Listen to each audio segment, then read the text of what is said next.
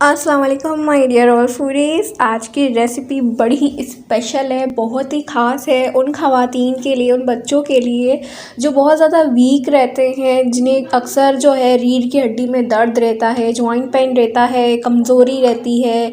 बहुत ही ख़ास डिश है, स्पेशल ख़ास सर्दियों में ये खाई जाती है, बड़ी मज़े की।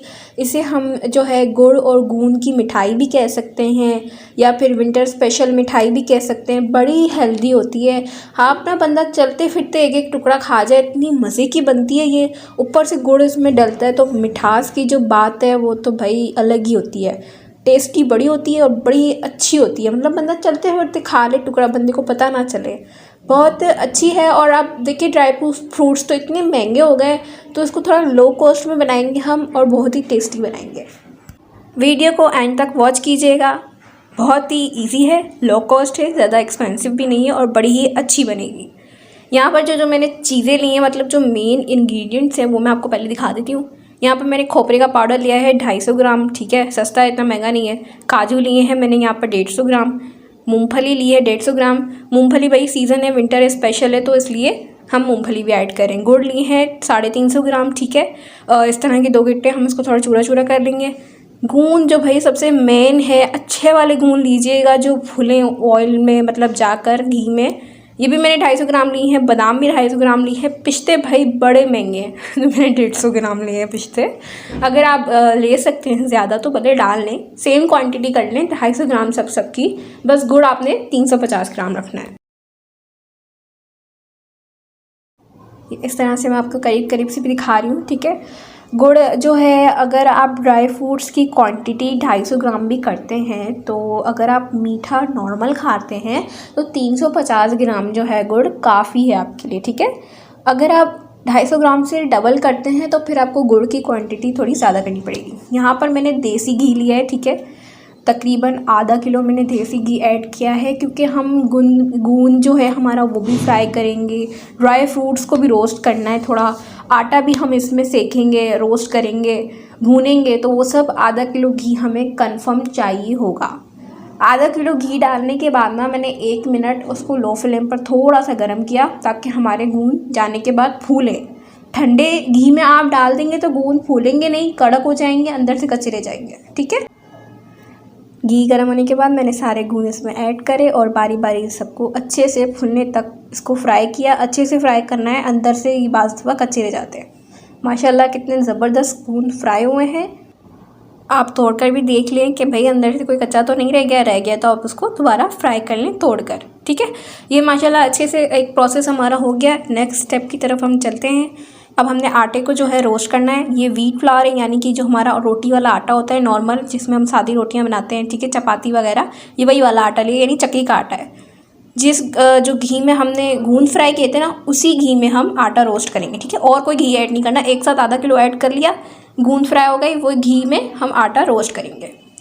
अब आटे को रोस्ट करने का क्या प्रोसेस है कि भाई आपने फ्लेम जो है लो टू मीडियम रखनी है। हाई फ्लेम पे करेंगे आटा नीचे चिपक जाएगा, नीचे वाला आटा जो है काला हो जाएगा, ऊपर वाला आटा कच्चा रह जाएगा, रोस्ट नहीं होगा। आटा जब तक सही से भुनेगा नहीं, आपकी मिठाई अच्छी नहीं बनेगी। फ्लेम लो टू मीडियम रखिएगा। चमचा आपने लगातार इसका चलाते रहना है, इसको एक जगह पे नहीं टिकाना। अभी तो ये थोड़ा जो है ठंडा टेम्परेचर है इसका। जब ये भुनने के प्रोसेस में आएगा ना बीच में, तो आपने चमचा बिल्कुल नहीं रोकना, वरना ये जल जाएगा। और दूसरी इसकी जो है बात ये है कि इसका प्रॉपर कलर चेंज होगा। जब इसका कच्चापन ख़त्म हो जाएगा ना, तो आपको बड़ी ही प्यारी सी खुशबू आना शुरू हो जाएगी। कलर इसका जो है लाइट ब्राउन होता है ना, बिल्कुल लाइट ब्राउन जैसा होता है हमारा, वैसा आ जाएगा। अभी ये हल्का हल्का जो है कलर इस पर आना शुरू हो गया है और इसमें से आपको हल्की हल्की खुशबू भी आना शुरू हो जाएगी जब ये प्रोसेस होगा। फ्लेम अभी भी लो टू मीडियम है। इसका ना पूरा क्रिस्पी पना इसके ऊपर आ जाएगा। ये देखिए, ये कलर आ जाएगा लाइट ब्राउन सा। दाने दाने जो है ना एक अलग अलग चीज़ से सेपरेट होना शुरू हो जाएगा। आपस में जो मिक्स था ना, चूरा चूरा हो जाएगा। जब ये पक जाएगा, पूरा अच्छे से रोस्ट हो जाएगा, तो उसकी निशानी ये है कि ये सेपरेट हो जाएगा। कलर इसका ऐसा चेंज हो जाएगा, खुशबू बड़ी ही प्यारी आएगी, कंप्लीट वाली तेज़ खुशबू निकलेगी और अलग अलग सेपरेट हो जाएगा। बस इस पॉइंट पर आपने बंद कर देना चूल्हा। फिर ये मेरे जो मूंगफली है ना, ये मैंने ली थी पंसारी की दुकान से, ठीक है। तो ये है थोड़ी कच्ची, तो इसे हम रोस्ट करेंगे। क्योंकि हमने आटे को पहले निकाल लिया, फिर उसी बर्तन में हमने मूंगफलियों को डालकर 3 से 4 मिनट हम इसको रोस्ट करेंगे ताकि इसका कच्चापन ख़त्म हो जाए। फ्लेम लो टू मीडियम, ये हाई फ्लेम करूँगी तो ये थोड़ी जल जाएगी। अब ये जो हमारे ड्राई फ्रूट्स थे ना, बादाम और पिस्ते, इन्हें मैंने थोड़ा जो है पिंच की शेप में इसको थोड़ा कूट लिया है। यूँ समझ ले कि आपने इसको आधा किचरा कर लेना है इसका, ठीक है। दाना दाना रहने देना है, ऐसा मोटा मोटा दाना आपको दिख रहा होगा। और ये जो है साइड में काजू पड़े हुए हैं, इसको मैंने कुछ नहीं किया, काजू ऐसे ही डालेंगे क्योंकि इसका लुक ही ऐसा आएगा और टेस्ट भी ऐसा ही रहेगा। इसको थोड़ा दाना दाना कर लिया है, वरना ये टुकड़े टुकड़े बादाम पिस्ते के अलग हो जाते हैं, इसलिए इसको दाना करना ज़रूरी है। अब ये हमारी मूँगफली रोस्ट हो गई है। मैंने इसमें 1 टेबल स्पून बटर डाला है।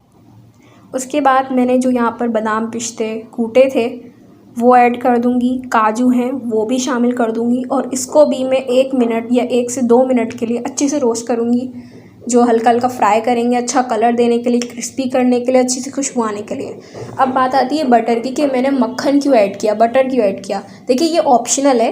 बटर यूँ ही किया है कि इसकी फ्लेवर अच्छा आता है, इसकी स्मेल अच्छी आती है, ठीक है। आप लोग देसी घी भी यूज़ कर सकते हैं।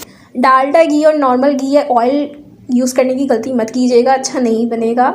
मिठाइयाँ बेसिकली देसी घी में ही बनती हैं। अगर आप बटर ऐड नहीं करना चाह रहे तो आप घी से भी इसको मतलब रोस्ट कर सकते हैं। बटर है आपके पास तो बटर से रोस्ट कर लें। बस इसका ये एक फ़ायदा होगा कि इसकी स्मेल अच्छी आ जाएगी।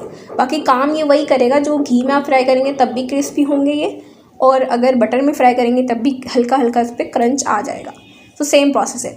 1 से 2 मिनट मैंने इसको, ठीक है, 1 टेबल स्पून बटर में इसको अच्छे से रोस्ट किया, फिर इसको अलग कर लिया। भाई ये भी अलग अलग सेपरेट होना शुरू हो गए, क्रिस्पी हो गए, क्रंची हो गए। वापस से मैं 2 टेबल स्पून बटर ऐड कर रही हूँ। यहाँ पर भी आप घी यूज़ कर सकते हैं, बटर ज़रूरी नहीं है, ठीक है। 2 टेबल स्पून मैंने यहाँ पर जो है बटर ऐड किया है। उसके बाद जो गुड़ मैंने आपको दिखाए थे 350 ग्राम, ठीक है, उन्हें मैंने थोड़ा चूरा चूरा कर लिया था ताकि ईजिली मेल्ट हो जाए। ढेपा और जैसे बॉल होती है, मेल्ट होने में थोड़ा देर लगता है उसको, ठीक है, टाइम लग जाता है, वो एक ही जगह रहता है, तो ये बहुत जल्दी मेल्ट हो जाएगा। देखिए जो मैंने ड्राई फ्रूट्स जो है ना रोस्ट किए थे और जो मैंने आटा रोस्ट किया था, एक ही पात्र में या एक ही थाली में मैंने उसे निकाल लिया, जो आप बोलते हो अपनी ज़बान में। दोनों को एक साथ ही रखा है। नीचे आटा है, पहले हमने आटा सेका था, ज़ाहिर है मैंने आपको दिखाया था, आटा भूना था। फिर उसी के ऊपर मैंने हमारे रोस्ट हुए हुए ड्राई फ्रूट्स डाल दिए हैं। यहाँ पर जो हमने अपना गुड़ मेल्ट किया था, ठीक है, ये प्रॉपर मेल्ट हो चुका है। इसमें मैं अब 1/2 कप ऑफ पानी डालूँगी, 1/2 कप ऑफ वाटर डालूँगी, ठीक है। थोड़ा सा इसको थिक करेंगे हम, तो ये पानी शामिल कर रही हूँ इसमें। देखिए पानी शामिल करने के बाद मैंने सिर्फ अब इसको 1 मिनट पकाऊंगी। गुड़ तो मेल्ट हो चुका है ना, मैंने पानी दिया था इसको थोड़ी सी थिकनेस के लिए ताकि ये नीचे चिपके नहीं। अच्छा, गुड़ मेल्ट करते वक्त भी याद रखिएगा चमचा आपने लगातार चलाना है, फ्लेम लो रखनी है। हाई फ्लेम करेंगे गुड़ जल जाएगा, बहुत ही सख्त हो जाएगा, जैसे ही जम जाता है ना वैसा हो जाएगा। गुड़ हो गया रेडी, ठीक है। गुड़ को 1 मिनट पकाना है। अब यहाँ पर मैंने गूंद का जो है चूरा कर लिया था, ये गूंद अभी मैंने डाले। अब खोपरा मैं इसमें शामिल कर रही हूँ। खोपरा शामिल कर दिया। खोपरा शामिल करने के बाद इसको अच्छे से मिक्स करेंगे। गुड़ जो है मैं आपको बता दूं कि गुड़ अभी चूल्हे पर ही है, लो फ्लेम पर। जब आप गुड़ का चूल्हा बंद कर देंगे, फ्लेम ऑफ कर देंगे, तो वो जमना शुरू हो जाएगा, ठीक है। मैंने पानी इसीलिए शामिल किया था उसमें कि वो एकदम जो है थोड़ा ज़्यादा थिक ना हो जाए। गुड़ को चूल्हा बंद करेंगे तो ज़ाहिर है वो रूम टेम्परेचर पर आएगा, तो वो जमना शुरू हो जाएगा। तो हमने इसको जमाना नहीं है, हमने इसमें इसको शामिल करना है। तो जो गुड़ है उसको हमने गर्म ही रखना है। और जैसे ही आपका ये प्रोसेस रेडी हो जाए, आप गुड़ रेडी कर लें, मेल्ट करें, तो गुड़ को आखिर में ही तैयार कीजिएगा। पहले आप ये सारे ड्राई फ्रूट को मिक्स कर लीजिएगा। देखिए मैंने चूल्हे पे रखा हुआ है, फ्लेम ऑन है, बंद नहीं की, क्योंकि ये ठंडा हो जाएगा, ये जम जाता, बर्तन में ही जम जाता। भाई हमें तो ड्राई फ्रूट में डालना है ना गुड़, तो पहले हम सारे ड्राई फ्रूट को, गूंद को, खोपरे को मिक्स करेंगे, उसके बाद इसका जो है चूल्हा बंद करेंगे। अब ये रेडी है, मैं इसमें डायरेक्ट डाल दूँगी क्योंकि ये फ़ौरन जमना शुरू हो जाता है गुड़। मिक्स कर लिया। मिक्स करने के बाद जो गुड़ हमने रेडी किया था फ़ौरन इसमें डाल दिया। अब आपने जल्दी जल्दी इसको मिक्स करना है। ऐसे नहीं कि आपने बस डाल दिया उसको रहने दिया, नहीं, गुड़ जम जाएगा, ऊपर ऊपर जम जाएगा, कहीं मिक्स होगा, कहीं मिक्स नहीं होगा, कहीं मीठा आएगा, कहीं नहीं। फ़ौरन इसको अच्छे से मिक्स करना है। जल्दी जल्दी आपने इसको हाथ चला के इसको अच्छे से मिक्स करना है, प्रॉपर ऊपर नीचे दाएँ बाएँ अच्छी तरीके से, कि गुड़ अच्छी तरीके से ऑब्ज़र्व हो जाए ड्राई फ्रूट्स में, आटे में अच्छी तरीके से मिक्स हो जाए, हर जगह अच्छी सी मिठास आ जाए। जब आपका गुड़ अच्छी तरीके से मिक्स हो जाए ना, तो उसकी निशानी ये होगी कि वो लेस वाला आपकी जो मिठाई होगी ना, ये जो हमने ड्राई फ्रूट्स बनाए हैं आटा है उसमें लेस आने लग जाएगी, खिंचने लग जाएगा। तो इसका मकसद है कि आपका अच्छे से मिठाई जो है वो रेडी हो चुकी है, गुड़ जो है सब में अच्छे से मिक्स हो चुका है। इसकी खुशबू जो आएगी ना, सबसे बड़ी बात बनाते हुए वो बड़ी प्यारी आएगी। ये मैंने गूंद जब फ्राई किया था ना, तो मैंने थोड़ा सा बचा लिया था, थोड़े से बादाम पिस्ते बचा लिए थे ऊपर से गार्निश करने के लिए, ऊपर से छिड़कने के लिए, ताकि ये जो है इसका लुक जो है वो भी बड़ा डिलीशियस से लगे। हाथों की मदद से हम इसको आराम आराम से आप प्रेस करेंगे और उसको तेल लगाएंगे, जैसे तेल जमाते हैं ना वैसे ही हम थाली में मिठाई को अच्छे से प्रेस करके फ्लैट करेंगे। ये देखिए इस तरह से। बस 2 मिनट इसको मैंने छोड़ा प्रेस करने का, तब मैं इसके फ़ौरन टुकड़े कर रही हूँ, क्योंकि जब ये सख्त होना शुरू होगा तो ना टुकड़े इतनी आसानी से होते नहीं है, टूट जाते हैं।